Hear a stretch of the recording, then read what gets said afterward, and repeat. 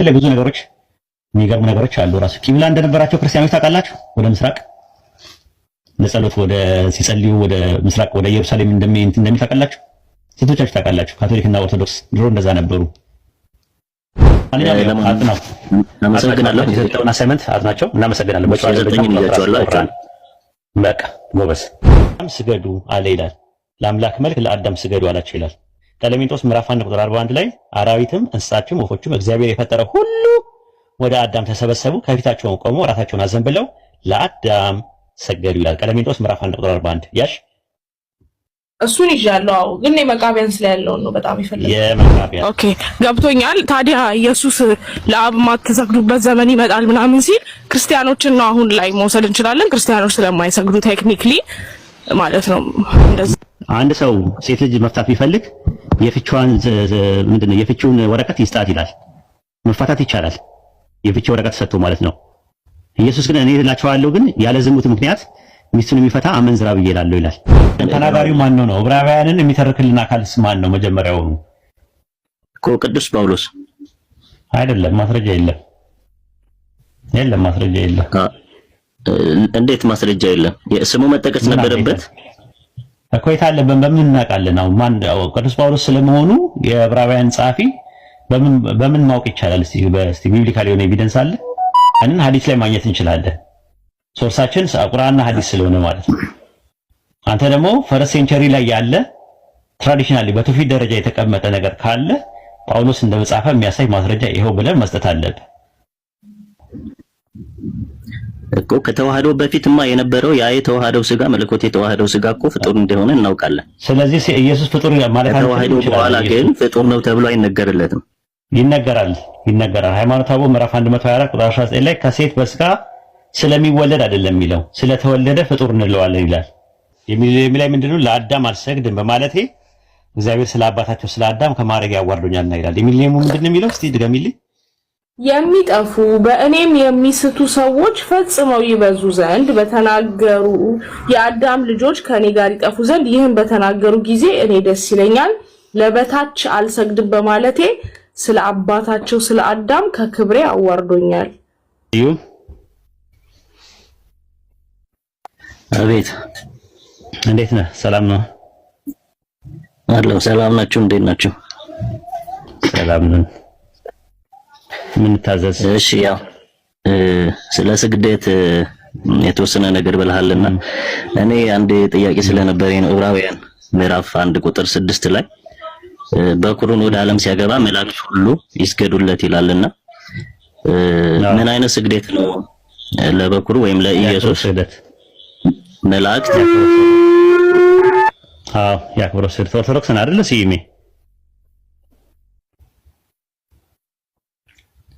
አለ ሲሜ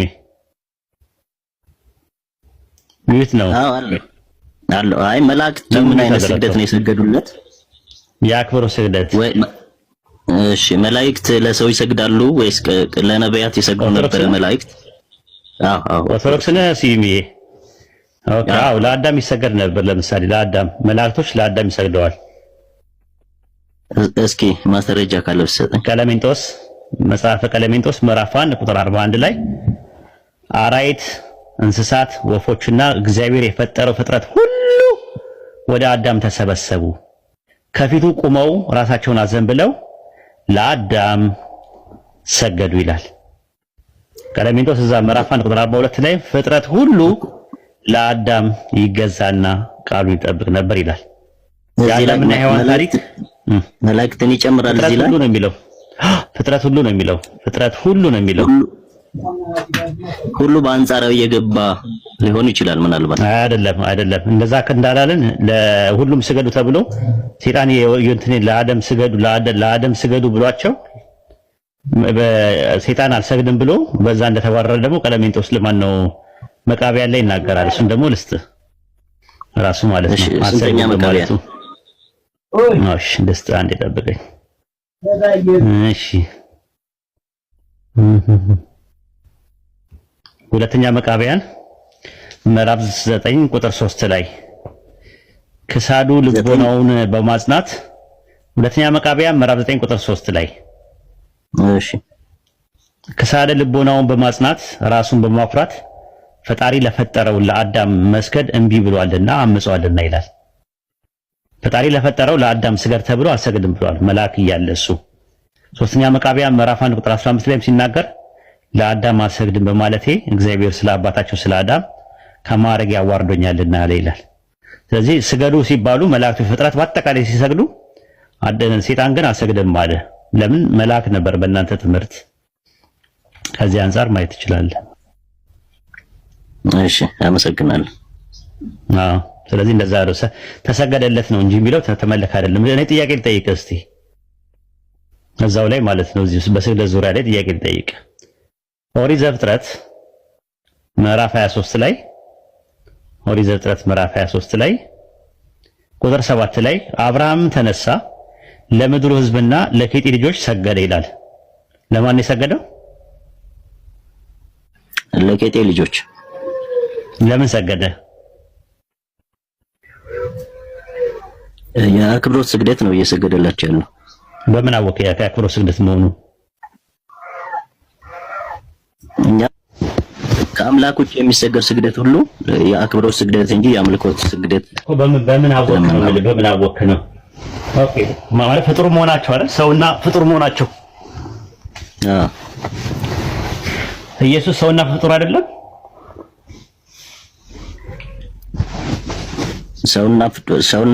ሰውና አምላክ ፍጡር አይደለም ወይ? ሰውና ፍጡር አይደለም ወይ? ሰውና ፍጡር ማለት እኮ ሰውም ፍጡርም ካልክማ ያው ፍጡር ብቻ ነው ማለት እኮ ነው። ሰውና አምላክ ነው እኮ አይደለም ወይ? እኮ ገባኝ። አይደለም ወይ?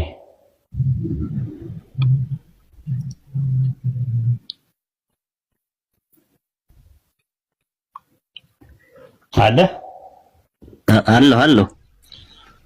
እኮ ሰውም አምላክም አይደለም ወይ? በእናንተ ትምህርት በእኛ አስተምህሮ ሰውም አምላክም ነው። ኦኬ ሰውነቱ ይመለካል? አዎ ከተዋህዶ በኋላ የተዋህደው ስጋ ፍጡር ነው ወይስ ፈጣሪ ነው? ከተዋህዶ በኋላ ፍጡር አይባልም ይባላል።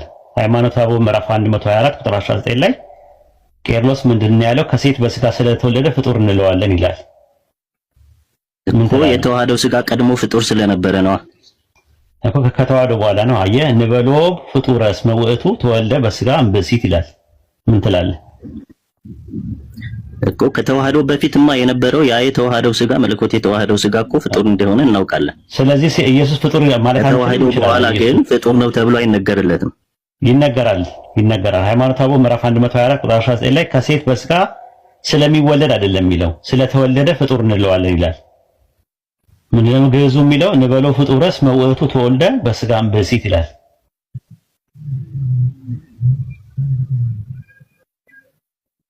ሃይማኖተ አበው ምዕራፍ 56 ቁጥር 21 ላይ እንደዛ ነው። ኤጲፋንዮስ ዘቆጵሮስ ምንድነው ያለው ሲናገር? ሰው ስለመሆኑ ፍጡር ሊባል ይቻላል ይላል። ፍጡር ነው እንላለን ይላል። ጎርጎርዮስ ዘኑሲስም እንደዛ ነው። ሃይማኖተ አበው ምዕራፍ 30 ቁጥር 6 ላይ ስለተወለደ ፍጡር ይባላል ይላል። እሱ ራሱ ካለ በኋላ ተፈጠረ ያለው ለምን ይላል? ራሱ ኢየሱስ ራሱ ለምንድን ነው ተፈጠረ? በማህፀን ፈጠረኝ ፈጣሪ ለምን ይላል?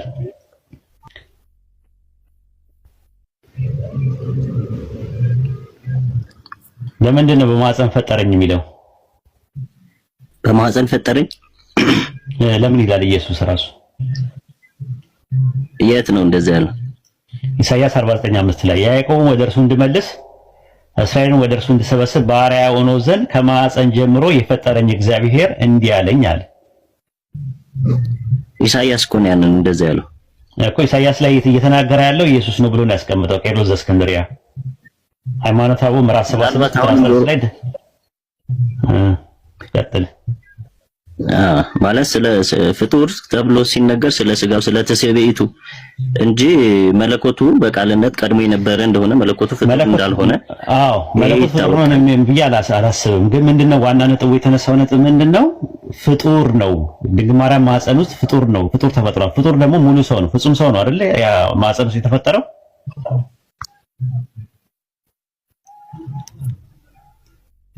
ማህፀን ውስጥ መለኮቱ ስጋን የራሱ ባህሪው አደረገ ወደ ራሱ።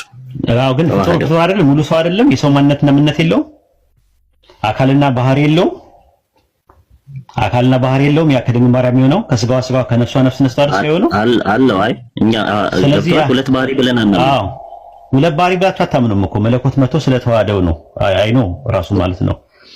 ግን ያ ፍጡር ማዕፀን ውስጥ ያለው ፍጡር እንትን አይደለም ወይ? ሃይማኖተ አበው ምዕራፍ 112 ቁጥር 32 ላይ ፍጡር ከፈጣሪ ጋር አንድ ሆነ ይላል። አይዞ እኛ ምናምነው ስጋ የመለኮትን ባህሪ ገንዘቡ አደረገ። ፍጡር ነው የሚለው ፍጡር ከፈጣሪ ጋር አንድ ሆነ ነው የሚለው። ተመልከት፣ ፍጡር ያ ፍጡር አለ። ያ ፍጡር ይመለካል ወይስ አይመለክም? እኔ እኮ እያልኩ የነበረው ከተዋሂዶ በኋላ ፍጡርና ፈጣሪ ያን መለየት አንችልም እያልኩ ነው። ይላል እኮ ፍጡር ከፈጣሪ ጋር አንድ ሆነ ይላል ራሱ። ከሴት በስጋ ስለተወለደ ፍጡር ነው። መለኮት ከስጋ ጋር ተዋህደ ማለት ነው። ፍጡር ከፈጣሪ ጋር አንድ ሆነ ሲል ፍጡር የነበረው ስጋ ከመለኮት ጋር አንድ ሆነ ማለት ነው። ፍጡር ይባላል። ግን ያ ፍጡር አይመለክም ወይ ነው ጥያቄው። ያ ፍጡር መለኮት ከሱ ጋር ስለነበር ይመለካል ወይስ አይመለክም? አልተረዳኸኝም መሰለኝ። እኔ ከተዋህዶ በኋላ ፍጡር መለኮትን ለብቻው ፈጣሪ ስጋ ለብቻው ደግሞ ፍጡር አንገልጸውም እያልኩ ነው። ይገለጻል ነው ማለት እኔ ደግሞ ምክንያቱም ፈጣሪም ፍጡርም ኢየሱስ ክርስቶስ ማለት ፈጣሪና ፍጡር ማለት ነው ብሎ ነው ያስቀመጡት። ፈጣሪና ፍጡር ማለት ነው ብሎ ነው ያስቀመጡት። ፈጣሪ እና ፍጡር ክርስቶስ ማለት ፈጣሪና ፍጡር ተብሎ ነው የተቀመጠው። ፈጣሪና ፍጡር ብላችሁ ነው የምታምኑት። ራሱ ለልዩ ፈጣሪ ወደ ልዩ ፍጡር ነው የሚለው። እሱ ፈጣሪ ነው እሱ ፍጡር ነው ብላችሁ ነው የምታምኑት። ስለዚህ ዋናው ነጥብ የተነሳነበት ነጥብ ምንድነው? ክርስቶስ ፍጡር ነው። ለፍጡር ከተሰገደለት እንደ ባይብሉ ከሆነ የአክብሮ ስግደት ነው የሚሆነው። ለፍጡር አይሰገድማ የአምልኮ ስግደት። ስለዚህ ዕብራውያን 1:6 ላይ ያለውን በዚህ መልክ መረዳት ትችላለህ። ፍጡር አይደለም መላእክት ሁሉ እኮ ነው ስገዱለት ያለው። ስለዚህ ለአዳምም ፍጥረት ሁሉ ነው የሚለው። ለአዳምም ፍጥረት ሁሉ ነው የሚለው እኮ ፍጥረት ሁሉ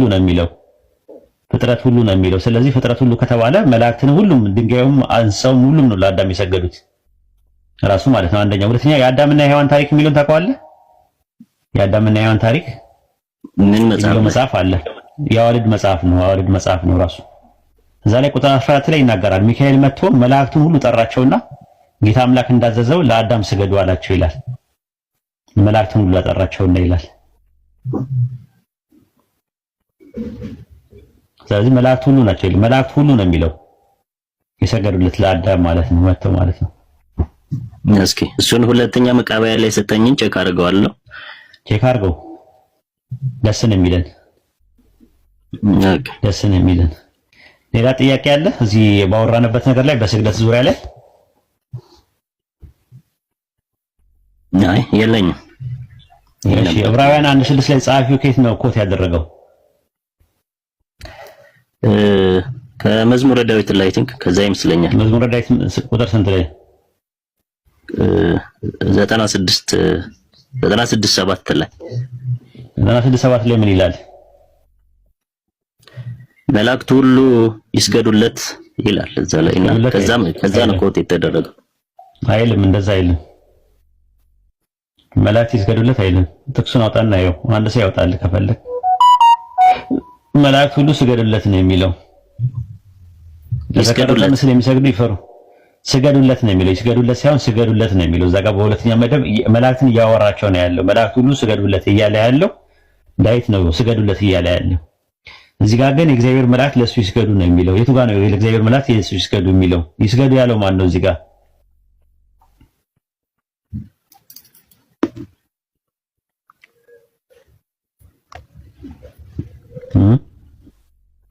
ይስገዱ ያለው ማን ነው? በኩሩን ወደ ዓለም ሲያስገባ የአምላክ መላእክት ሁሉ ለሱ ይስገዱ ይላል አለ። ለሱ ይስገዱ ያለው ማን ነው? ማለት እዚህ ዕብራውያን ላይ ያለው ነው ወይስ መዝሙረኛው ቅዱስ? ዕብራውያን 1:6 ላይ በኩሩን ወደ ዓለም ሲያስገባ የአምላክ መላእክት ሁሉ ለሱ ይስገዱ ባዩ ማን ነው? እግዚአብሔር አብ። ለማን ነው ይስገዱ ብሎ የሚያወራው? ለልጁ ለኢየሱስ ክርስቶስ እኮ ይስገዱ እያለ የሚያወራው ሁለተኛ መደብ ላይ የሚያወራው ማን ነው ያልኩ እኮ መላእክቱ ለኢየሱስ እንደሚሰግዱ እየተናገረ እኮ ነው። አልገባህም? የአምላክ መላእክት ይስገዱ እኮ ስገዱ ነው መሆን ያለበት። ትእዛዝ እየሰጠ ከሆነ ስገዱ ነው መሆን ያለበት። ይስገዱ የሚለው ሶስተኛ መደብ ነው። ልጆቼ ይብሉ ብዬ ብናገር እና ልጆቼ ብሉ ብዬ ብናገር ልዩነቱ ምንድን ነው? ሲዩሜ ብሉ እና ይብሉ ነው። ልዩነቱ ምንድን ነው? ብሉ ከሆነ ቀጥታ ትእዛዝ ነው። ለማ ለልጆችህ። ይብሉስ ካልኩኝ ለማን ነው የማወራው?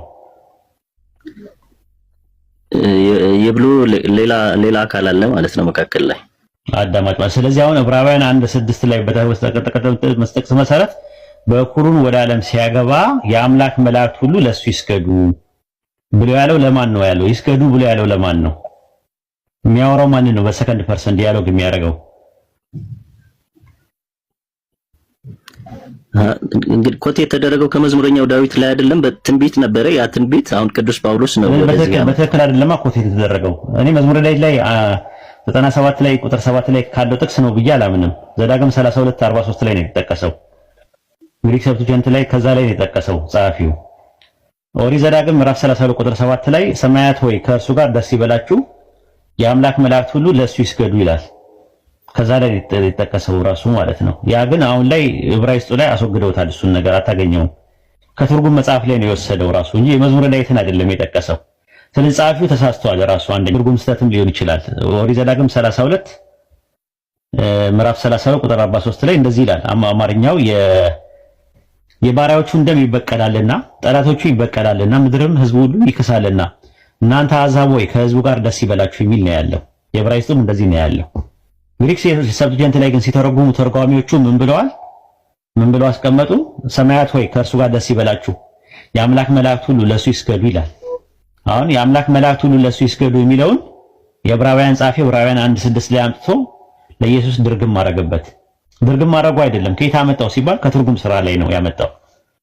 እንዴት ከትርጉም ስራ ላይ አምጥቶ የአምላክ ቃል አድርጎ እንዴት የትርጉም ስራ እንዴት ትቀበላለህ?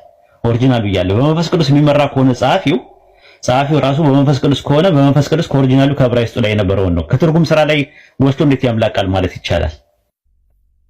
የዕብራውያን ጸሐፊ ሙሉን ብትመለከተው የትርጉም ስራ ነው የሚጠቀመው። ዕብራውያን 15 ላይም መስዋዕትና መባን አልወደድክም ስጋን አዘጋጀህልኛል። ስጋን አዘጋጀህልኝ አይልም። መስዋዕትና መባን አልወደድክም ጆሮዬን ከፈትክልኝ ነው የሚለው የዕብራይስጡ።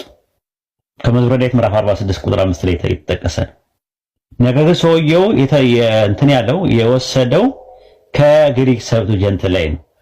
የግሪክ ሰብስቲቱንት ደግሞ ትርጉም ነው።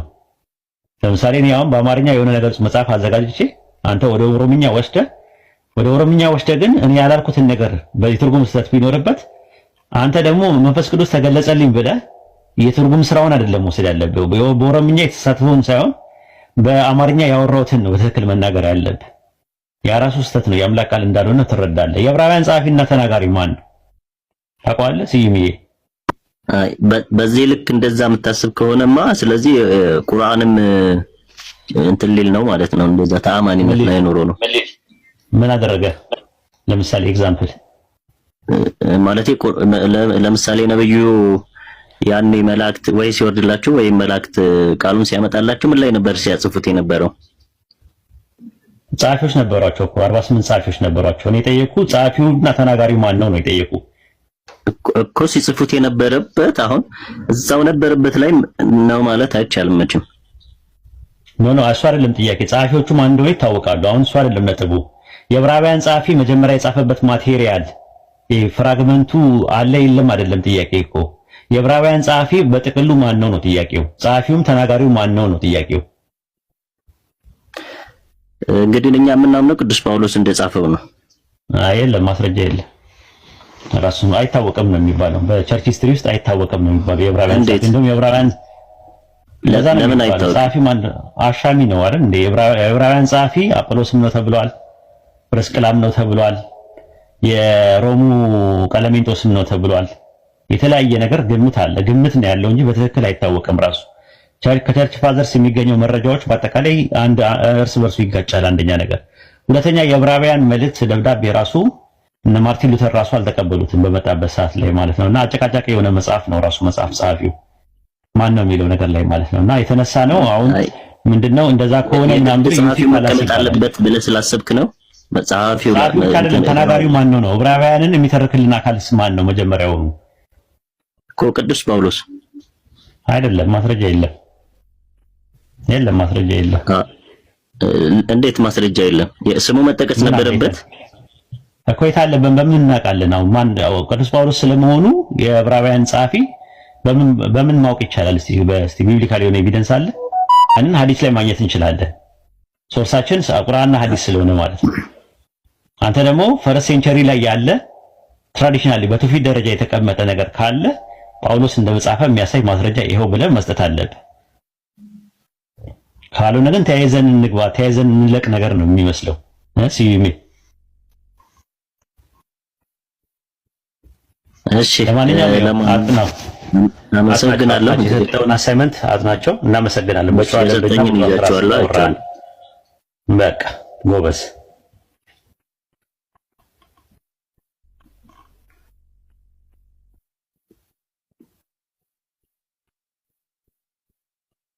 ተያይዘን እንለቅ ተያይዘን ገደል እንገባ። አይ ቲንክ እየተሰማኝ ነው ያንተ ያንተም ትንሽ ማለት የተቋረጠም ቢሆን ይሰማኛል። ግን አንድ ጥያቄ ነበረኝ ማለት መጠየቅ ቢቻል ማለት ይቻላል። ጠይቅ፣ ችግር የለም።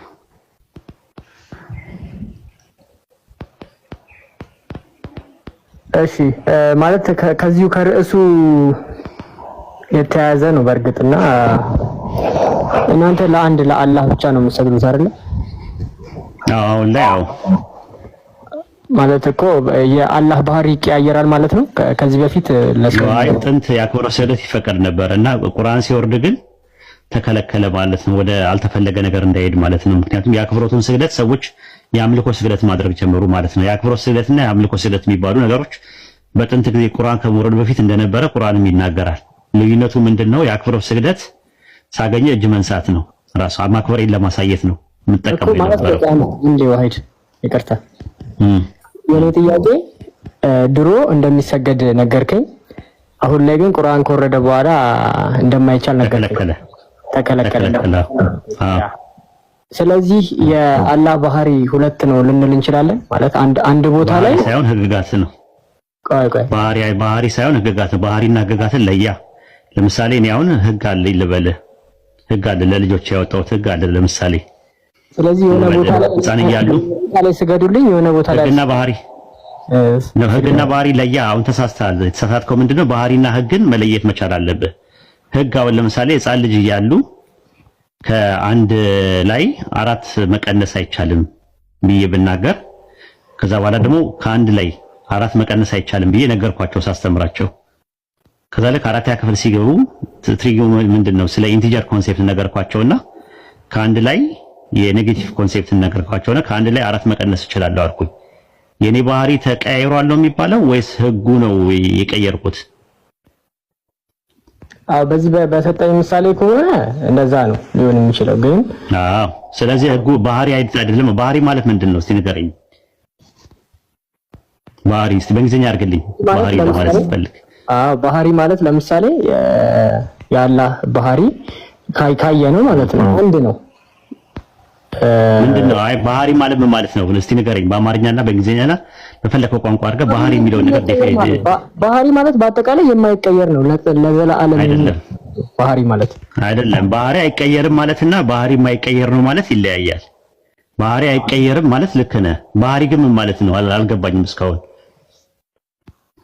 መልሰህ እየጠየቀኝ ነው ዋሂድ። ግን ማለት የጠየቁን ጥያቄ መልሰህ ስላልገባኝ ነው። ምክንያቱም ባህሪ የሚለው ነገር ህግ ከተቀየረ ማለት ባህሪ ተቀየረ የሚለው ነገር እንዴት አመጣኸው? ስለዚህ ባህሪ ማለት ምን ማለት ነው የሚለው ነገር ማወቅ ፈለኩኝ። አትሪቢዩት ማለት ነው? ኤሰንስ ማለት ነው? ምንድነው ባህሪ ስትለ? ባህሪ እንዴት ብዬ ላስረዳ? ማለት ያው ጥያቄ ኤሰንስ ኖ አይደለም ማለት አይደለም። እንትን ነው ዝም ብሎ ሎጂካል ፋላሲ ነው እየሰራ ያለው። ለዛ ነው ስላልገባኝ እኮ ነው። አንድ ህግ መቀየሩ አንድ ህግ መቀየሩ ባህሪውን ያስቀይረዋል የሚለውን መስፈርት ከየት ነው ያመጣኸው?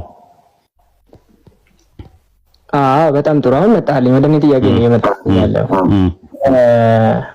ለምሳሌ እዚህ ጋር አምልኩኝ፣ እዚህ ጋር ስገዱልኝ ካለ አላህ ሁለት ባህሪ ነው ያለው ልንል እንችላለን ብዬ ነው መጀመሪያ የጠየቁ።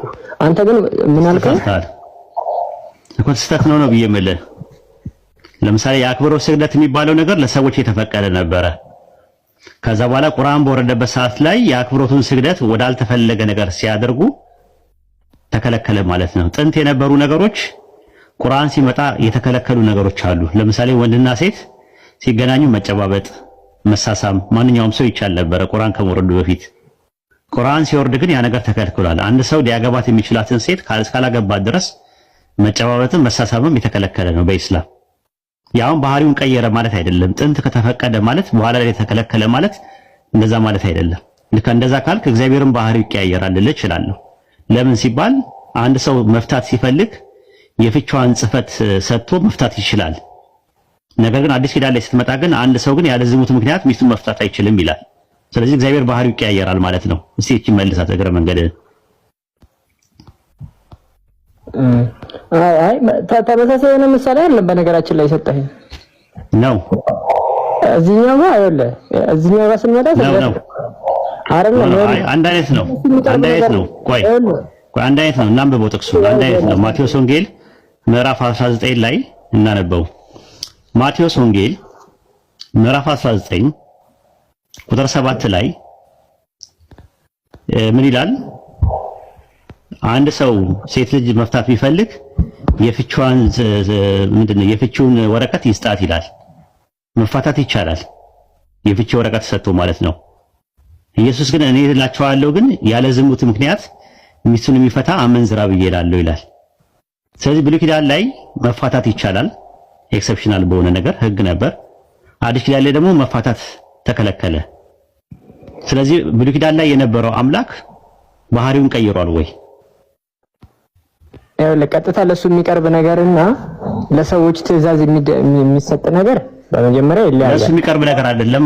ለሱ የሚቀርብ ነገር እኮ ሌላውም ነገር አይደለም ብቻ አይደለም። ምስጋና ለምሳሌ አለ። ለምሳሌ አስወራኝ እንጂ ዋይድ ግን ዝም ብለህ ነው ዝም ብለህ አንደኛ ዝም ብሎ እንትን ነው ራሱ ያመጣው ነገር ዝም ብሎ የሚረባም ነገር አይደለም።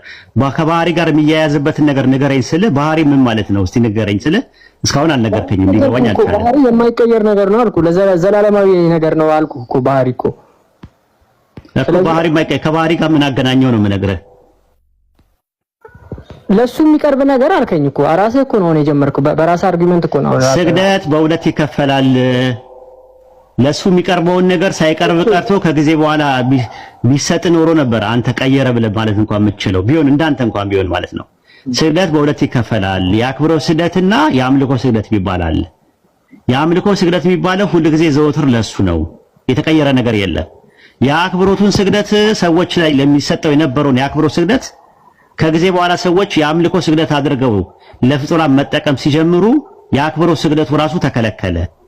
የአክብሮት ስግደት ለአምላክ ነው ወይስ ለፍጡር ነው የሚቀርበው?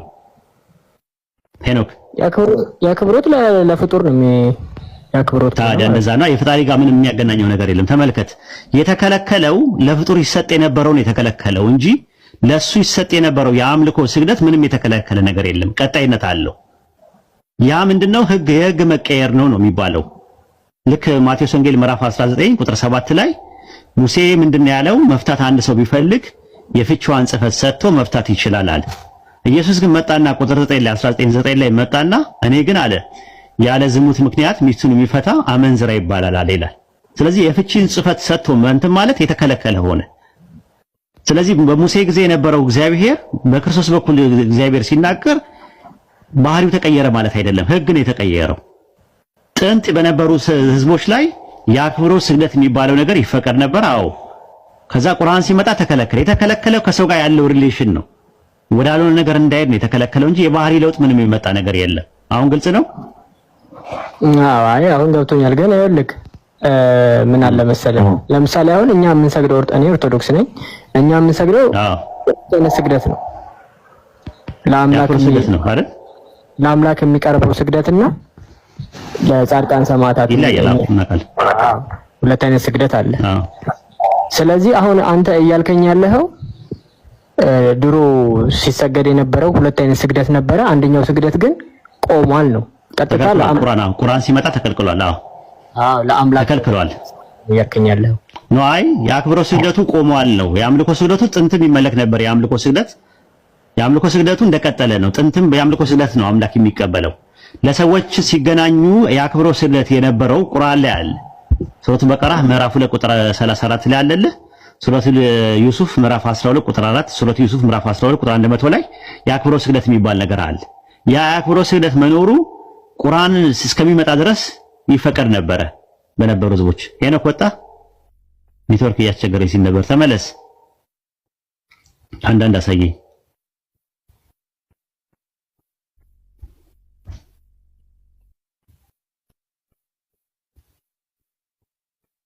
ሲመልሱት እኔ የሆነ ፕሮሰስ ያደርገብኛል ታች ለማየት ስገባ። ችግር የለም ኡስታዝ፣ እኔ ኔትወርክ ይሰራል ይሰራል። የለም እንትኖች ይታዩኛል። አሁን መተወቀደም ሪፖርት ነው ወይ? አይ አለ አሁን ታዩኛላችሁ። ልጁም ይታየኝ ነበር። አሲያ አለች፣ ረመዳን አለ፣ ጀነራል አለ።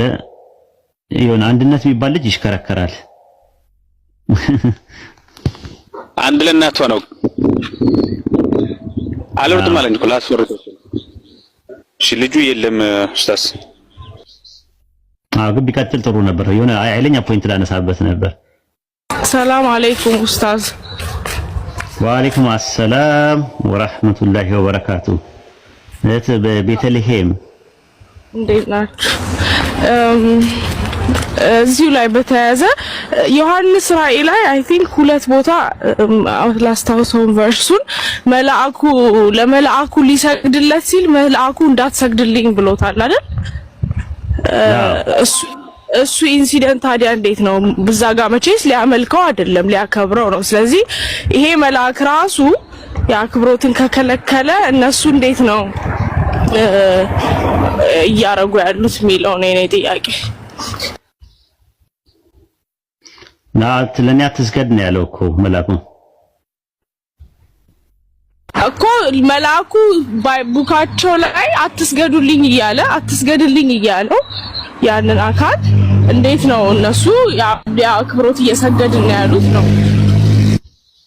ትህትናን ነው የሚያሳየው። ሁለቴ እንዴት ይለዋል ስታስቢው። ራዕይ 19 ላይ ሰገደለት፣ አትስገድልኝ አለው። ድጋሚ ደግሞ ሰገደለት ራዕይ 22 ላይ፣ አሁንም አትስገድልኝ አለው። አክብሮትን ነው። ኧረ እኔ አልፈልግም ምናምን ብዬ ብለሽ ምግብ ና ብላ ብለሽ ብትይ፣ ኧረ አይገባኝም አልፈልግም ምናምን ብለሽ ብትይ፣ ያ ማለት ምግብ አትበይም ማለት ነው ያሳያል። ምግብ አትበይም ማለት ነው ያሳያል። ምግብ አይገባሽም ብለሽ ታስቢያለሽ? አላስብም። እንደዛ ብለው ሊያደርጉ ይችላሉ እንጂ ለመላእክት ይሰገዳል። ለመላእክት ሰዎች ሰግደው ነበረ በወቅቱ። አዲስ ኪዳን ላይም ስግደት ተከልክሎ ከሆነ ራዕይ 3:9 ላይ ደግሞ ይሰገዳል። ለኤጲስቆጶሱ እንደሚሰገድለት ይናገራል። ራዕይ 3:9 ላይ የተሻለ እሱን ጥቅስ አላየሁትም፣ አሁን አየዋለሁ። ስለዚህ መልአኩ አትስገድልኝ ነው ምንድን ነው አይደል እያለ ያለው? በቃ አልችልም አልቀበልም ነው። እንደዛማ ቢሆን ኖሮ እንትን ነው ራሱ። ለምሳሌ ስትመለከችው ሐዋርያ ሥራ 16:29 ላይ ለነ ጳውሎስ ተሰግዶላቸው ነበር አይደል? የእስር ቤት ዘበኛው መጥቶ ምንድን ነው ያደረገው? ከጳውሎስና ከሲላስ ፊት ተደፋ በግንባሩ ማለት ነው፣ ሰገደ ስትመለከችው። ነገር ግን ምን አላለም? ኖ መስገድ የለብህም ምናምን አላለውም። በቃ ጸጥ ነው ያለው። ዳንኤል ምዕራፍ 8 ቁጥር 17 ላይ ዳንኤል መልአኩ ሲመጣ ምንድን ነው ያደረገው? እኔ ወደ ቆምኩበት በመጣው ጊዜ ፈርቼ በግንባሬ ተደፋው ነው የሚለው ለመልአኩ ለገብርኤል። አንደኛ ሳሙኤል ምዕራፍ 25 ቁጥር 23 ላይም አቢጋኤል ዳዊትን ባየችው ጊዜ ከአህያዋ ላይ ፈጥና ወረደችና በዳዊት ፊት በግንባሯ ወደቀች፣ በምድር ላይ እጅ ነሳች ነው የሚለው። አንደኛ ነገሥት ምዕራፍ 1 ቁጥር 31 ላይም ቤርሳቤ በግንባሯ በምድር ላይ ተደፍታ ለንጉሥ እጅ ነሳችው ይላል። ስለዚህ የተለመደ ነገር ነው ራሱ። ራዕይ ዮሐንስ ግን 19 ላይ የሚናገረው ነገር አትስገድ ሲለው፣ ለኔ አትስገድ ሲለው፣ ተጠንቀቅ አትስገድ ሲለው ድጋሚ እንዴት ይሰግዳል ነው። አሁን እንደዚህ አሁን አምልኮ ከሆነ ወይም ደግሞ የአምልኮ ስግደት ሰግዶለት ከሆነ ለምንድን ነው? ወይ ደግሞ ትህትናን ነው የሚያሳየው። ራዕይ 19:10 ላይ ልሰግድለትም በእግሩ ፊት ተደፋው፣ እሱ ግን እንዳታደርገው ተጠንቀቅ፣ ከአንተ ጋር የኢየሱስ ምስክር ካላቸው ከወንድሞች ጋር አብሬ ባሪያ ነኝና ለእግዚአብሔር ስገድ፣ የኢየሱስ ምስክር የትንቢት መንፈስ ነው አለኝ አለ።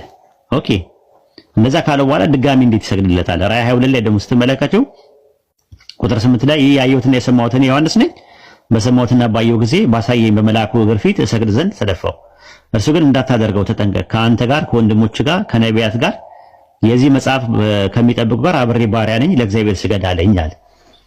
ስለዚህ መልአኩ ወይ ኢንቴንሽናሊ ውስጡ ንያው የአምልኮ ስግደት ነበረ፣ ያክብሮት ስግደት ላለው ብሎ ዮሐንስ ለመልአኩ ሲሰግድለት፣ ወይ ደግሞ ትህትናን ነው የሚያሳየው። ከሁለት አንዱ ነው የሚሆነው። በተረፈ በአዲስ ኪዳን ላይ ስግደት አልተከለከለም። ራዕይ 3:9 ላይ እንደዛ ነው የሚናገረው። የፊላደልፊያ ኤጲስቆጶስ ለሆነው እንደሚሰገድለት ይናገራል። ራዕይ 3:9 ላይ አይሁድ ሳይሆኑ አይሁድን ከሚሉ ከሚዋሹ ከሰይጣን ማህበረቶች አንዳንዶቹን እሰጥሃለሁ፣ በእግሮች ፊት ይሰግዱ ዘንድ እኔ እንደወደድኩ ያውቁ ዘንድ አደርጋቸዋለሁ አለ። ሰዎቹን አምጥቶ በፊላደልፊያ ኤጲስቆጶስ ስራ ያደርጋል ማለት ነው እንጂ አክብሮት ስግደትን ነው የሚያመለክተው እንጂ አምልኮን አያሳይም። ቢከለከል ኖሮ እንደዚህ አይነት ምሳሌ አይሰጥም። ብዙ ኤግዛምፕሎች አሉ። ራሱ ኢየሱስ ራሱ ተሰግዶለት የለ።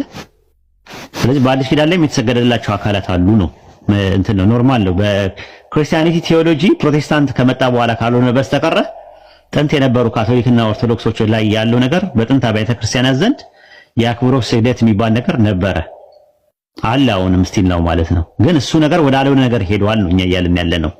ቁርአን ላይ የተከለከለው የአክብሮት ስግደት ማለት ልክ ቤተልሔምን ሳገኛት እጅ ነስቼ በግንባሬ ልደፋ እችላለሁ። ቤተልሔምን ግን በሌለችበት ብሰግድላት ሳታየኝ፣ ሳሰማኝ፣ ሳታቀኝ ሳደርግ ያ ነገር የአምልኮ ስግደት ይባላል። ለአላህ የምንሰግድለት የአምልኮ ስግደት ነው ማለት የትም ቦታ ሆነን ሁሉ ነገር መስማት፣ ማየት፣ ማወቅ የሚችልና ሁሉን ቻይ የሆነው ለሱ የሚቀርብለት የአምልኮ መስዋዕት ነው። ከዛ በኋላ ምንድነው ያደረጉት? ለመላእክት በሌሉበት፣ ለቅዱሳን፣ ለሰማዕታት፣ ለነቢያት በሌሉበት መስገድ ጀመሩ። ያ ነገር ምንድነው? የአክብሮት ስግደት ሳይሆን የአምልኮ ስግደት ነው። ስለዚህ ያ የአምልኮ ስግደት ምን ተባለ? ተከለከለ ማለት ነውና ይሄንን ነው የሚያሳየው። ኢየሱስ የተሰገደለት የባህሪ ስግደት ሳይሆን የጸጋ ነው የሚሆነው። ናገባ ክርስቲያን ናገባ ለጽኑ ቤቴ ላይ ማዳምጠሽኛል። ወረድሽ? አዎ እንትን ነው ኢንተርኔት ወጥቶ ነው ለምን እንደሆነ አላውቅም። ኦኬ ገብቶኛል። ታዲያ ኢየሱስ ለአብ ማትሰግዱበት ዘመን ይመጣል ምናምን ሲል ክርስቲያኖችን ነው አሁን ላይ መውሰድ እንችላለን። ክርስቲያኖች ስለማይሰግዱ ቴክኒክሊ ማለት ነው። እንደዛ ነው። የምትሰግዱበት ዘመን ይመጣል ማለት በመንፈስና በእውነት ነው የምትሰግዱት። ዝም ብሎ ከላይ አይደለም የምትሰግዱት። በኢየሩሳሌምም ሆነ በዚህ በገሪዛን ነው ገሪባን ተራራ በሚባለው ላይ አይሁዶች ማነው የሰማሪያ ሰዎች የሚሰግዱበት አለ። እዛ ላይም እዚህም ላይም ዝም ብሎ አንድ ስፔሲፊክ ሳታደርጉ ወርልድ ዋይድ በሆነ መልኩ በእውነትና በመንፈስ የምትሰግዱበት ጊዜ ይመጣል። እሱም አሁን ነው። አብ እንዲህ ያሉትን ሊሰግዱለት ይገባልና ሲል እዛ ጋር እኛ መዳን ካይወድ ነውና ለምናቆን ሰግዳለን ብለዋል። ስለዚህ ኢየሱስም የሚሰግደው የነበረው ስግደት በግንባሩ ተደፍቶ ነበር ሲሰግድ የነበረው። ማቴዎስ 26 ላይ ስትመለከቱ በግንባሩ በፊቱ ተደፍቶ ነው ሲሰግድ የነበረው።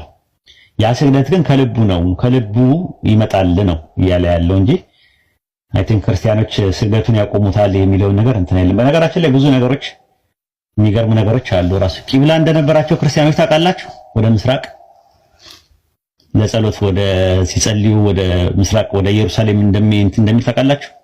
ስንቶቻችሁ ታውቃላችሁ? ካቶሊክና ኦርቶዶክስ ድሮ እንደዛ ነበሩ። አሁን ነው እንደዚህ ተሳሳቱት ማለት ነው። አሁን ነው እንደዚህ እንትን እንደፈለግን ምናምን የሚሉት ነገር ያመጡት እና ይሄን ይመስላል።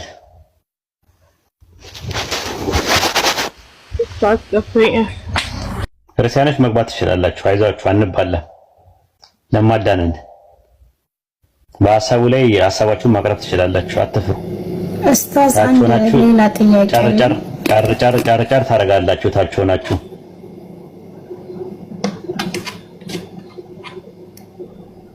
እሺ። ገሊላ ቀጥይ። ሉቃስ ላይ ማለት ነው። ሉቃስ ላይ ሉቃስ ላይ ነበርና ማርያም እርጉዝ በነበረችበት ሰዓት ኤልሳቤት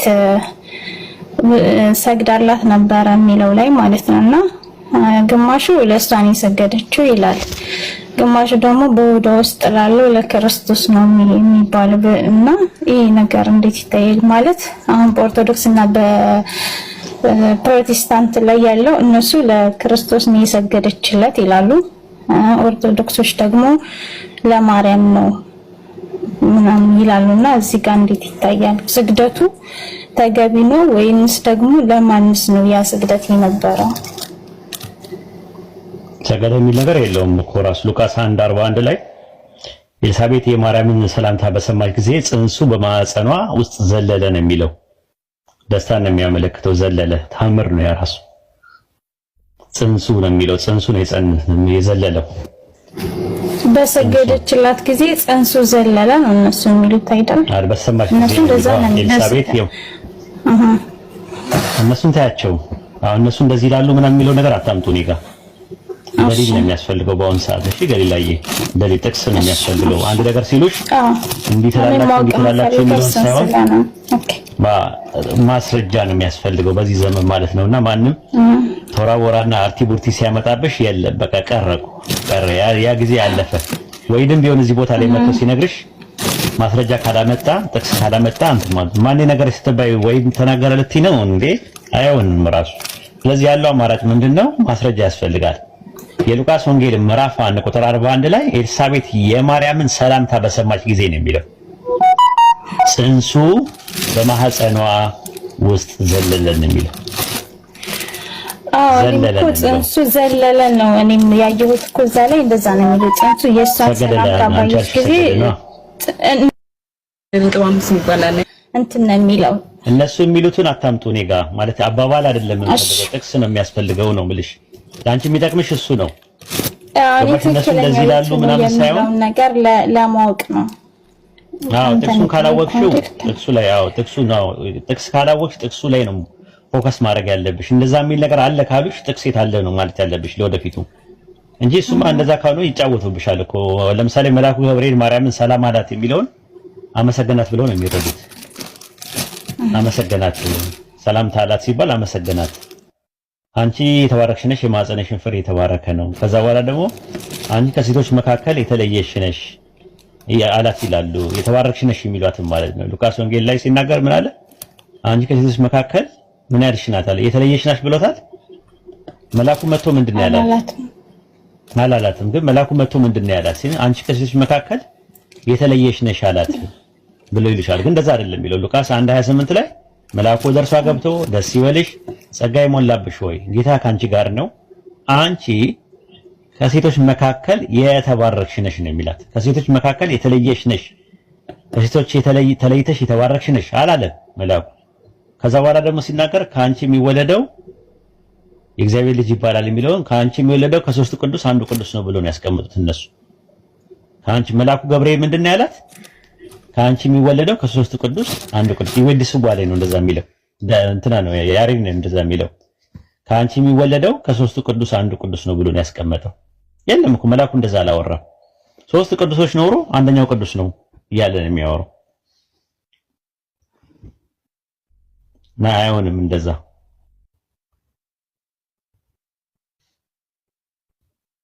አብሽሪ ጎበዘሻል ደግሞ ማሻአላ። ጥይት አይለም ያው ለማወቅ ያክል ነው እንጂ እዚህ ጋር ምንም ጠቀሜታ የለኝም። ይሄን ያልኩበት ምክንያት ለመሰለክ እነሱ በኦርቶዶክስ እና ፕሮቴስታንት በዚህ ዙሪያ ላይ ብዙ ጊዜ ለሱ ነው የሚለው ነገር ግራ ስለሚያጋባኝ ዳይሬክት ምንድነው የሚለውን ለማወቅ ያክል ነው የጠየኩት እንጂ ለኔ ምንም ጠቅመኝ ነገር የለም። በዚህ አልሐምዱሊላህ። አይ ይጠቅማል። ስማ እንትን ነው ይጠቅማል። ማወቅ ጥሩ ነው ራሱ ማወቅን የመሰለ ነገር የለም። ማወቅ ያው እውቀት የሚባለው ነገር አይምሮ ላይ ይቀመጣል። ልብ ላይ የሚቀመጠው ደግሞ ኢማን ነው፣ እምነት ነው። እና እንትን ችግር የለውም። በጣም ጎበዝ ነሽ አብሽሪ። እና ያልኩሽ ለዛ ነው ደሊል በደሊል ነው ራሱ መረጃ በመረጃ ነው። እና መረጃና ማስረጃ ይዘው እንዲል ነው ማለት ነው። ለማንኛውም ሉቃስ 1:41 ላይ አትርሻት ጥቅሷን።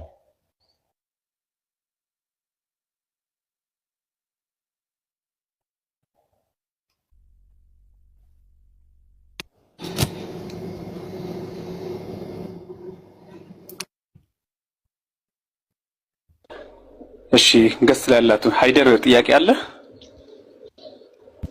አዎ ሰላም አለይኩም።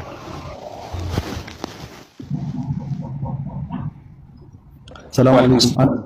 ወአለይኩም ሰላም ወራህመቱላሂ ወበረካቱ። መጠይቅ ይቻላል? ጠይቅ።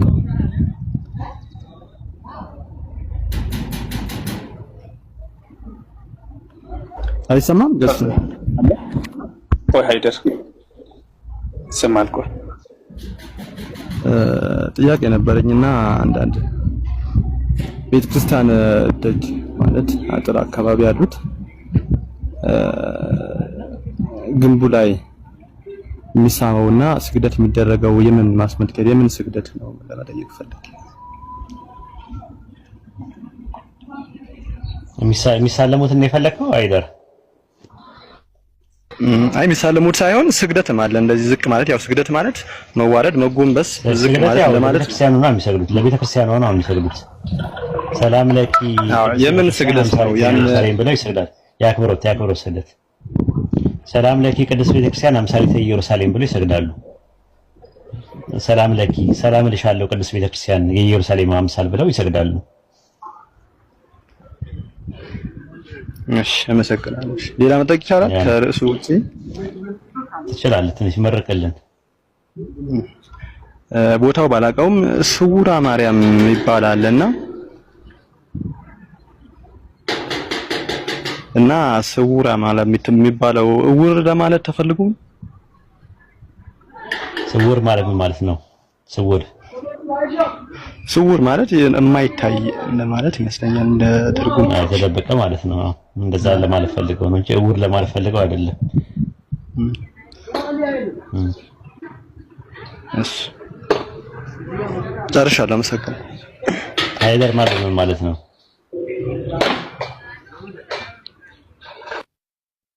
ምን ማለት ነው ሃይደር ማለት? ወረደ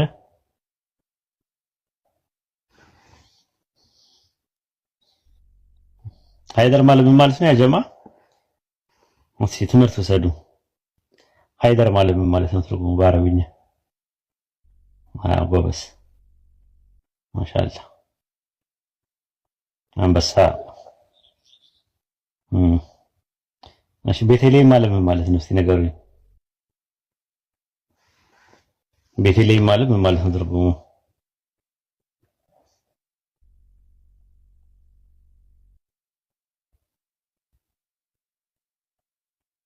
ቤተልሔም ስምሽን ንገራቸው እስቲ።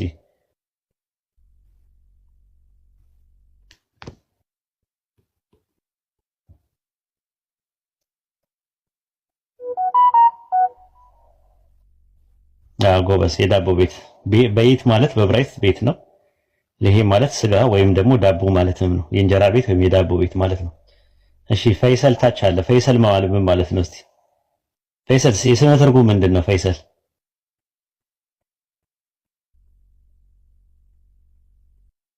የስነ ትርጉም ምንድን ነው? ፈይሰል ማለት ምን ማለት ነው? እስቲ ንገሩኝ። ትንሽ ፈታ እንድትሉ ነበር። ፈይሰል በውሳኔ መለየትን ያመለክታል። ረመዳንስ ማለት ረመዳን ማለት ምን ማለት ነው? ወር ነው። ረመዳን ከሚለው ገስ ነው የመጣ የወር ስም ነው፣ ግን ስሙ ትርጉሙ ምንድን ነው? ረመዳን ማለት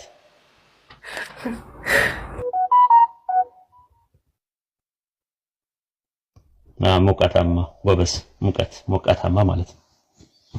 አይበቃቸዋል። የቅድሟን ቨርስ እኮ ሳሊዛት ነው የተፈጠንክብን።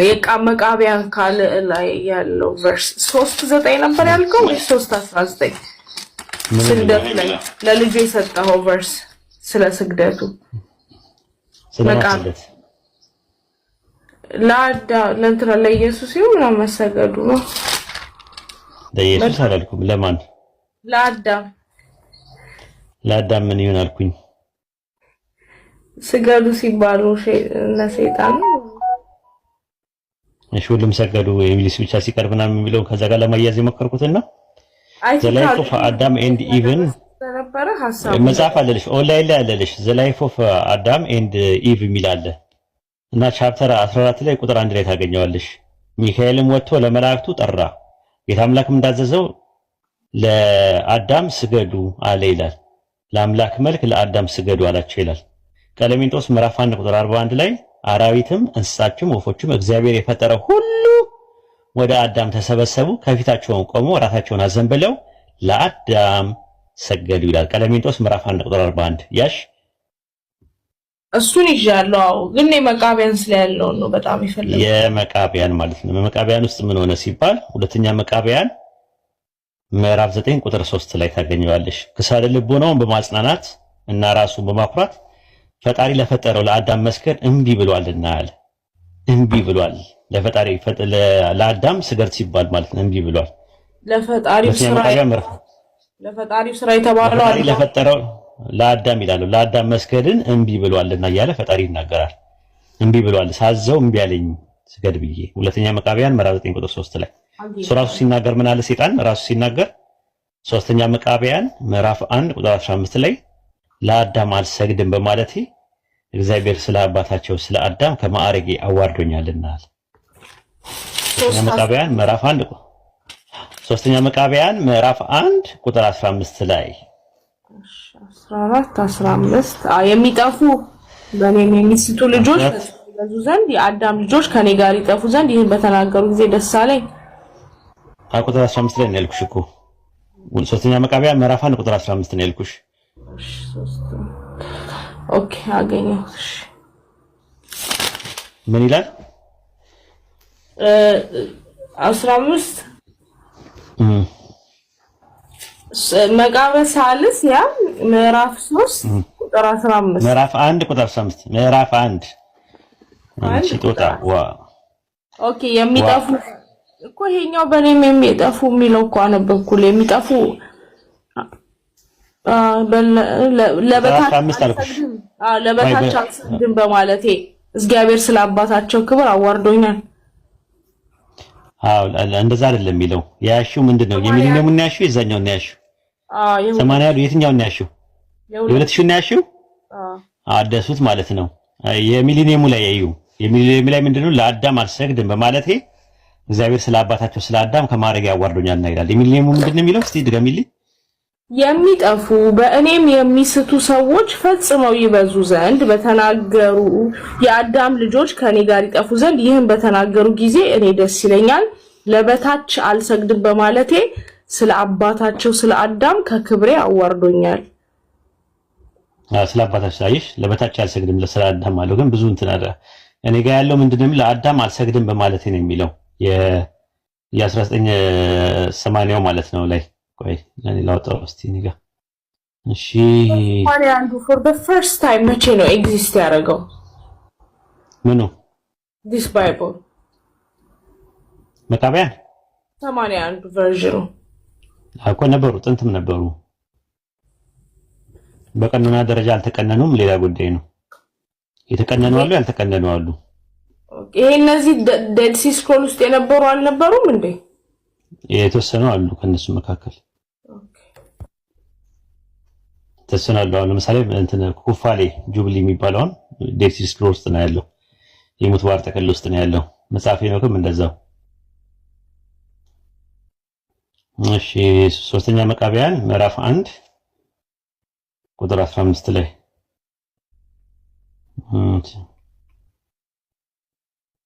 የ1980 እሺ ይኸው ይላል እኮ ለሚዋረድልኝ ለአዳም አልሰግድም በማለቴ እግዚአብሔር ስለ አባታቸው ስለ አዳም ከማዕረግ ያዋርዶኛልና ይላል። እሺ አንቺ ያልሽው ሚሊኒየም ነው። እስቲ ሚሊኒየም ላይ ያለውን ደግሞ ሊዮ ሚሊኒየም ላይ ነው ያለው 15 ምን ይላል? የሚጠፉ በእኔ የሚስቱ ፈጽመው ይበዙ ዘንድ የአዳም ልጆች ከኔ ጋር ይጠፉ ዘንድ ይህን በተናገሩ ጊዜ እኔ ደስ ይለኛል። ለበታች አልሰግድም አዳም የሚለውን አውጥቶታል። አልሰግድም በማለቴ እግዚአብሔር ስለ አባታቸው ስለ አዳም አክብሮኛልና። ስለዚህ አሁን ሲያወጡት እንዲህ አይነት ክርክር እንዳይመጣ ግዕዙን ማየት ጥሩ ነው። እሺ ታዲያ ሶባ ይበዝሁ ለሌትሙ ብየ ከመይታልኩም ምስሌኩም ደቂቃ ለአዳም እስመ በእንተ አዳም አቡሆሙ አውደቀኒ እግዚአብሔር ዘብሂል ይስግድ ለዘይት ያህን ይላል። አልሰግድም በማለት ያለ ለማይላል ለአዳም ደቂቁም ለአዳም አዳም የሚለውን አውጥተውታል። አንቺ ያልሽው ላይ የሚሊኒየሙ ላይ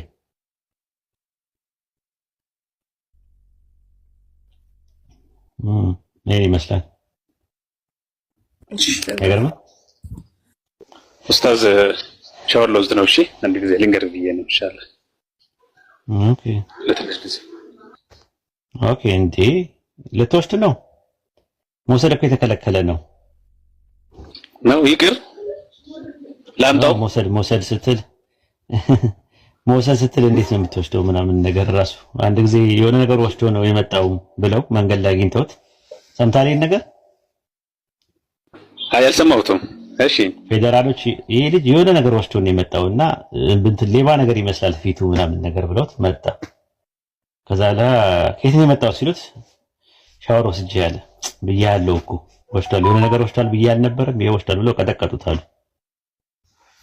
መሰማ ግን እኮ አሁን እሱ እኮ ልክ ነው። እነሱ እንደው እሱን ለመምታት እንደው ዝም ብሎ እንደው ሲያዞሩት ነው እንጂ አልገባም። አንተ ራስህ አልገባም። ሻወር ወስጄ ሲላቸው የሆነ ነገር ወስዷል ነው እና የሆነ ነገር የወሰደ መስሏቸው ነው ሻወር ወስጄ ሲሉ ወሰድኩ እኮ ወስጃለሁ የሚትለው ማለት ነው የወሰደ መስሏቸው እኮ ነው አይደል? አዎ ዕቃ ነገር መስሏቸዋል ሻወር ሲባል።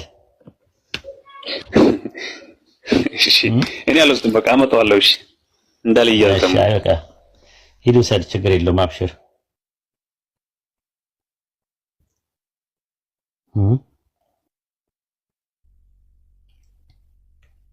መግባት የምትፈልጉ ሰዎች ካላችሁ ግቡ።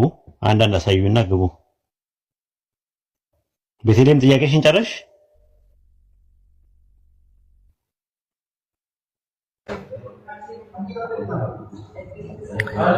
ሰላም ወሂድ። ሰላም ሰላም። ኤሞስ